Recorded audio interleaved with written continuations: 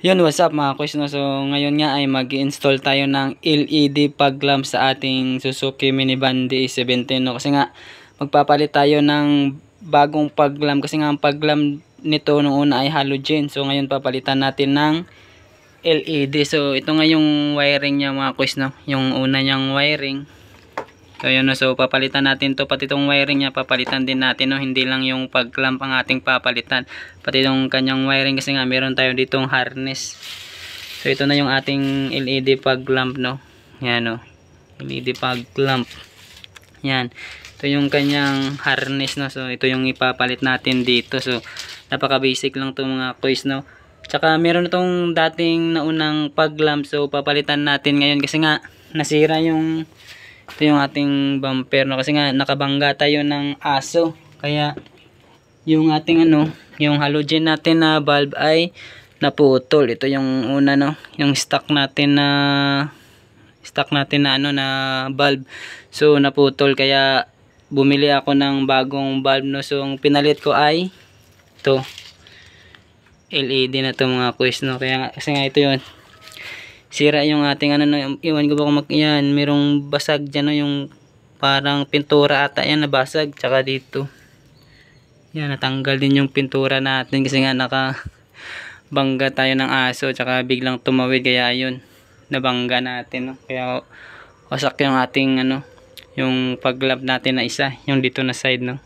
So ayun, papalitan na lang natin sila dalawa, tsaka papalitan na din natin ng harness, kasi itong unang wiring, wala tong fuse, tsaka walang relay. So yung harness na binili natin, meron na siyang kasamang fuse, tsaka meron na din siyang relay. So plug and play na lang to mga kuys. Ito rin yung kanyang switch, no? Yan. So ayun, samahan nyo ako, papalitan natin to.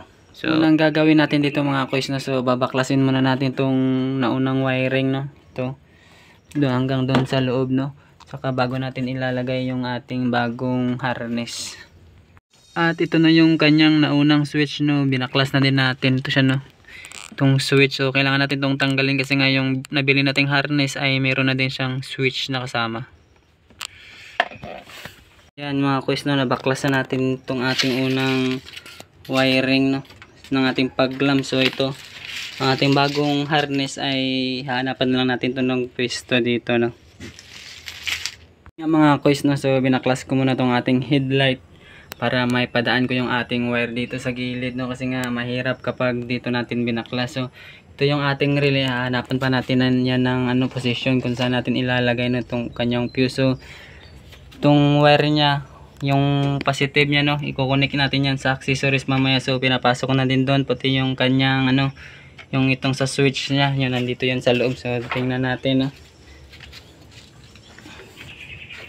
Yung mga wire sa switch niya, pinutol ko muna. Ito yung kanyang wire sa switch. So pinutol ko muna para maipasok natin dito sa gilid na yan, no? Dito, babalik pa natin yan.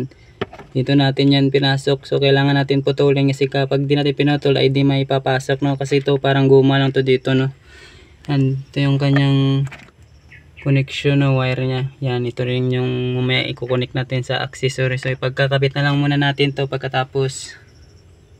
So yan nga mga kuys, no, natapos ko nang may kabit yung wire ng ating switch na pinutol ko, na ito na yun.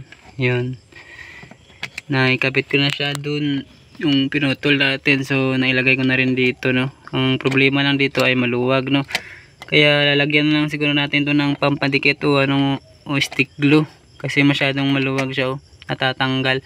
So dito naman tayo sa kanyang positive, no, ikakabit natin dito yun sa ating ignition. Ito yung ating accessories pala, no. Dito tayo nagkabit sa ating accessories. So yan, no, meron na tayong binalatan dyan. So itong ating wire na to, dito lang natin yan ikakabit, itatap natin dyan, no. Yan, kitang kita nyo naman, itatap na lang natin yan. So nalaman natin na accessories to kasi nga ginamitan natin ng test light. So ito yung kapag inuun ko yung susi sa accessories, yung green na wire yung nag-iilaw sa test light, no. Ito yung ating test light. Yan, nagki-green yan, no. Mahirap kasing mag-video, di ko na na-videoan kasi mahirap, ako lang mag-isa. Kaya ipapakita ko lang sa inyo pag tapos na nating maitap to, no. Mga kuys, na itapos na nating maitap, no. Yan, Yan na yung itsura niya. So pagpasensyahan nyo na yung pagka lagay natin ng electrical. So goods na goods pa rin yan, no? Pangit lang pagkalagay. So yun mga kuys, doon na tayo sa likod, no? Sa harap pala.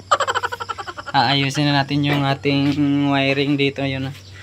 Yung relay doon na sa gilid, no?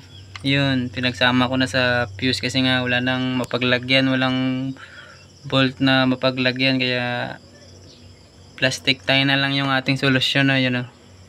So yung kanyang para sa paglap natin, so ilalatag na lang natin yan dito. Ayan nga mga kuys, no? Tapos na nga tayo. So ipapakita ko lang sa inyo yung ating harness, no? Kung paano natin ginawa. Yan, tapos na yan mga kuys. Nilagyan na lang natin ng electrical tape, no? Para hindi makalat. So mamaya ipadidikit na lang natin yan dyan, no? Kung saan pwede. Yan, kitang-kita nyo naman yung ating fog lamp na yun, no? Nakakabit na siya. So tingnan natin mga kuys kung gagana na yung ating ginawang pag-install sa ating fog lamp. Inabutan na tayo ng gabi. Papakita ko lang sa inyo yun. Ito na yun, no? Hindi pa natin na ibalik dito. So talagang makalat pa. So ngayon susubukan natin kung gumagana yung ating ginawang DIY na. So yan, ilalagay lang natin sa ano, no, susian, tapos i-on natin yung sa ano, sa accessories, no. Yan, accessories. Yun, kita nyo naman mga kuys, umilaw.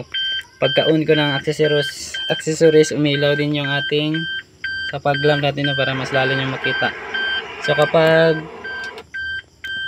pipindutin ko pang isa dito, yun, merong green na umilaw. Tingnan natin kung gumana sa likod ng umilaw yung ating LED fog light. So ayan mga kuys, kita nyo naman, gumana. Yun, kita nyo, success yung ating ginawang DIY install sa ating fog lamp. Yun, no? Napaka gandang tingnan, no? Yun, no? Nakita nyo naman, so success yung ating ginawang. So ngayon ibabalik ko na tong ating cover, no? Para tingnan natin mamaya kapag naibalik na natin lahat. So ayan na nga mga kuys, no? So natapos na natin yung ating pag-install ng fog lamp. So ayan na yung resulta niya mga kuys, no? Nakita nyo naman, napakapugi ng ating Suzuki minivan. Yun, kita nyo naman, no?